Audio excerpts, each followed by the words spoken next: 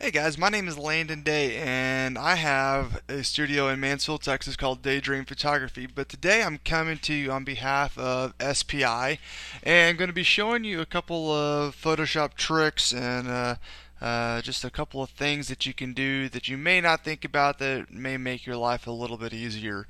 The first one I'm going to call is the gallery wrap dilemma.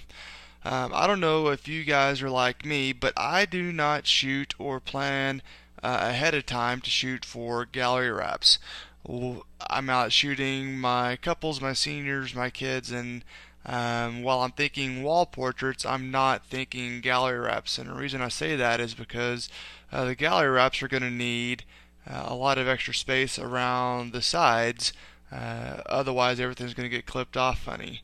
So look, pull up this image here, for instance. This image here, if you were to make a gallery wrap out of it, you're going to have an edge around the side that's roughly this big all the way around that you will lose. So it's not such a big deal on the left, right, and top. It actually helps maybe a little bit, but on the bottom we're already losing a lot of them anyway. So I can't crop off up to her elbow and have all that negative space. As much as I like the negative space, it's not going to work for this photo. So I want to show you a trick that we use all the time at the studio to make gallery wraps work even though we weren't planning ahead to sell a gallery wrap. Close this one here. Let's open up another image. It's going to go in this template here. So this is a template set up for a 16 by 20 gallery wrap, and if you look, the actual dimensions are 20 by 24.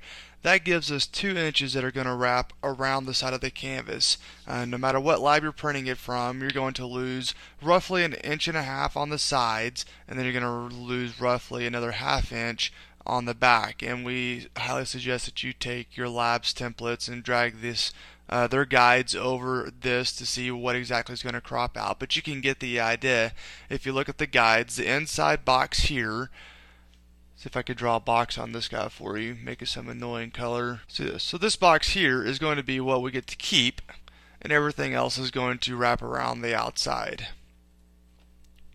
So I'm going to drag in this image here, and we're going to drop it into the template. So it comes in as a smart object if you drag it on top of something that's already got layers. And in your folders over here on the side, we have a subfolder called Photos. This arrow shows you where the clipping mask is already created, and I've always said this is just an arrow telling me where to put my photo. So I drag the photo right under that arrow, it disappears.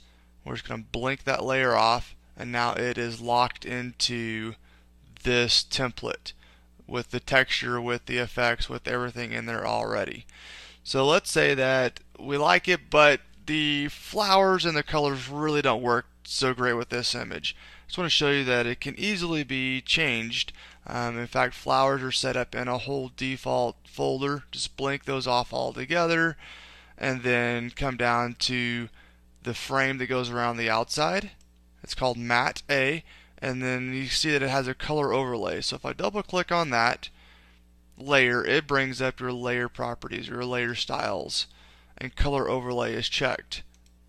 So it goes from being white to being whatever color we put on it. If you double click on this layer style, it brings up this next dialog box. If I click on the color itself, I now have an eyedropper tool if I come to the photo. So now I could come into the photo and pick a color from the rug thing, blanket, shawl that they're wearing, maybe something from her dress, maybe a little bit light, colors from the background, but I'm kind of digging this color coming out of the blanket here. Too light. Right in there works well. And now we have a custom gallery wrap set up for them for their home. And so instead of losing the side of his shoulder here wrapped around the edge of the gallery wrap, the whole image makes it into the gallery wrap now. Of course, the date's easy to change. It's set up in your text layer. But I really wanted to just show you real quick how to drop your image into the gallery wrap and how to change the colors on the mask behind it. This can be sized for Any image that you got, right now it's sized to fit a 16 by 20, but all of these can be transformed into 12 by 18s, 20 by 30s, etc. I've gone as big as 32 by 48s with these templates that we're making here for you, so don't worry about the size going big. It's still going to look great and awesome. So I hope you enjoyed the quick template. This is why we use these templates, is because we don't plan ahead and shoot for gallery wraps, and I've always called it the gallery wrap dilemma. But if I can ever help, my email address is Landon, that's LANDON, at daydreamphotography.net. Let me know what I can do for you. Have a great day. Bye.